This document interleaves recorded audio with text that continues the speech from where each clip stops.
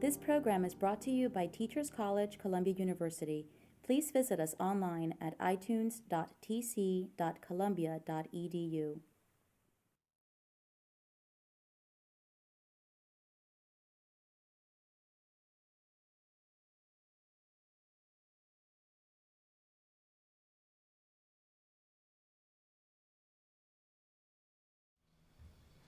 It is now my distinct pleasure to introduce Professor Thomas Bailey. He is the George and Abby O'Neill Professor of Economics and Education. He is also the director of the Community College Research Center and the National Center for Post-Secondary Educational Research. Dr. Bailey will introduce our convocation speaker.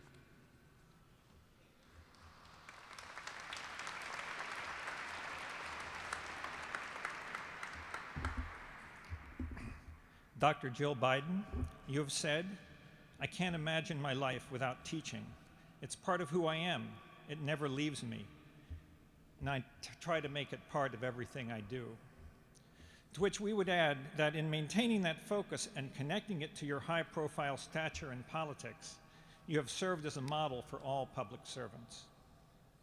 You served for 13 years in public schools in Delaware as a reading specialist and English teacher, continuing to work with emotionally disturbed teenagers at a psychiatric hospital, even as your husband, then senator from Delaware, sought the Democratic Party's presidential nomination during the 1980s. In 1993, you combined your love of education with your abiding interest in women's health by founding the Biden Breast Health Initiative. Thanks to your efforts, more than 10,000 young women in Delaware have learned about the importance of early detection of breast cancer. A longtime advocate of literacy and reading programs, you also helped found Book Buddies, a program that encourages reading among children from low-income families. But it is as a community college instructor and avatar that you arguably have made your greatest impact. From 1993 through 2008, you were on the faculty at the Delaware Technical and Community Colleges, where you taught English composition and remedial writing. You have said your job was as much about instilling confidence in your students, many of whom worked full-time and had families, as about teaching them the rules of grammar and sentence structure. Clearly, you drew inspiration from your own continuing pursuit of education, as you earned 2 master's degrees and an EDD in education from the University of Delaware. "I feel like I can make a greater difference in their lives," you once said about your community college students. "I just love that population. I love the women who are coming back to school and getting their degrees because they are so focused." In the fall of 2008, when Democratic presidential nominee Barack Obama selected Joe Biden as his running mate, you continued to teach, grading essays on flights across the country, even as you campaigned vigorously.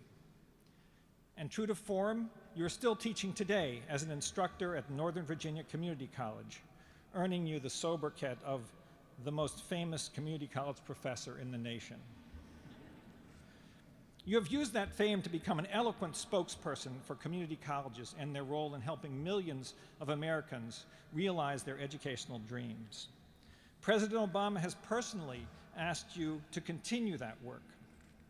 In June of 2009, you delivered the commencement address at Kingsborough Community College here in Brooklyn. In addressing the graduates, you memorably said, "I am a community college teacher, not simply because I help to inspire you," you told the students, "but because you inspire me."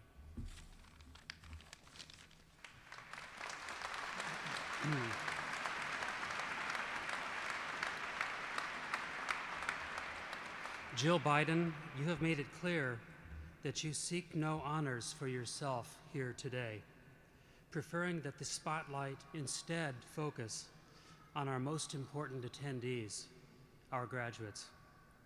Let us simply say, then, that for your achievements as a gifted and committed educator, an activist on behalf of women's health issues and military families, and now as the Second Lady of the United States, We are proud to welcome you to Teachers College and to offer your shining example to these graduates today. Please come to the podium.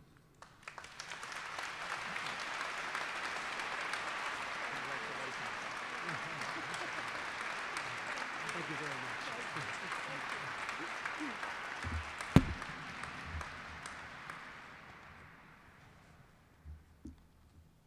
President Furman, deans, distinguished guests, parents, and most of all, graduates, congratulations. I am honored to join you here today. You hail from a proud heritage, our nation's oldest and largest graduate school of education. Your former Columbia graduates have demonstrated the power of teaching to change lives and the power of ideas to change the world.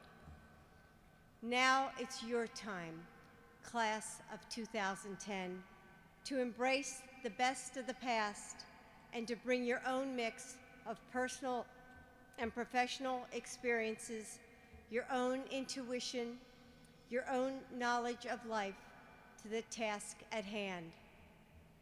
I have been an educator for the past 29 years. I have taught as a reading specialist in the public high schools. I have taught troubled teens at a psychiatric hospital. And for almost 2 decades, I have taught English to community college students. Since going to Washington on Inauguration Day last year, I have continued to teach at a community college not too far from the White House. As a teacher, I know that over the course of your careers, you will inspire countless number of people. Many times, you won't even know what you have done to change someone's life. And I also know that every day that you are in the classroom, you will be inspired too. And that inspiration will fill your heart as few other things in life can. You will see strength and struggle, dedication and frustration, hope and happiness. And you'll see the pure joy that lights up in the eyes of your students when they get it. I know that's what has happened to me. Teaching community college students is incredibly rewarding. So many of them are overcoming very real challenges to make a better life for themselves and their families. I often say that my students are my heroes, and I suspect that that will be true for all of you as well. I also suspect that you have come to see that wisdom is more than raw knowledge, more than the sum of all the parts, and that it presents itself in many different forms. For me, teaching is a calling to serve. At the White House last month, President Obama presented the Teacher of the Year Award to Sarah Brown Wessling of Johnston, Iowa, and her remarks struck me as both remarkable and very wise. She said, "We need 21st century teachers, not just adults who teach in the 21st century." So in that spirit, I ask each of you, teach us all even better ways to educate. Share your gift, your commitment, and your leadership with those of us who have gone before you, as well as those students who await you. I will close with a quote by Michelangelo. Many people think of the famous ceiling of the Sistine Chapel when they hear of the name Michelangelo. But interestingly enough, I am told, Michelangelo resisted painting. He considered himself a sculptor. And it was as a sculptor that he shared the words that I think guide each of us who teaches. He said, I saw an angel in the marble, and I carved until I set him free. Teachers are sculptors. We hold chalk and chisel in our hand. We aspire to see the best of what is inside each person who walks into our classroom, and then we work to help bring that beauty out. We know that education is the key to unlocking human potential, and we know that today, in elementary schools, in high schools, in community colleges, and in universities, millions of students are ready, and that it is the teacher who sparked their love of learning into a fire that burns for a lifetime. On a more practical side, I think teachers are Michelangelos for another reason. He also said, if you knew how much work went into it, you wouldn't call it genius. The careers to which you are committing yourselves aren't easy, whether it's in the classroom, as administrators, as researchers, or in the fields of health and psychology. But they are necessary. By changing your life through your own education, you have prepared yourself to change the world for others. Now more than ever, we need you. And that work can't start soon enough. But it can wait one day, today.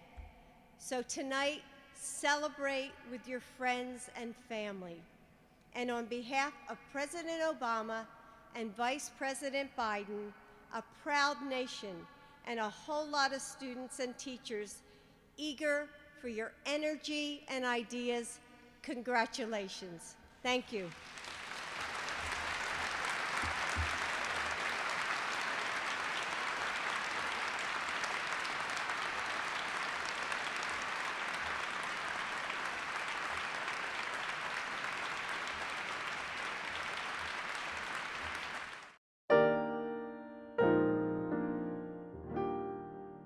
The preceding program was brought to you by Teachers College, Columbia University. Please visit us online at itunes.tc.columbia.edu.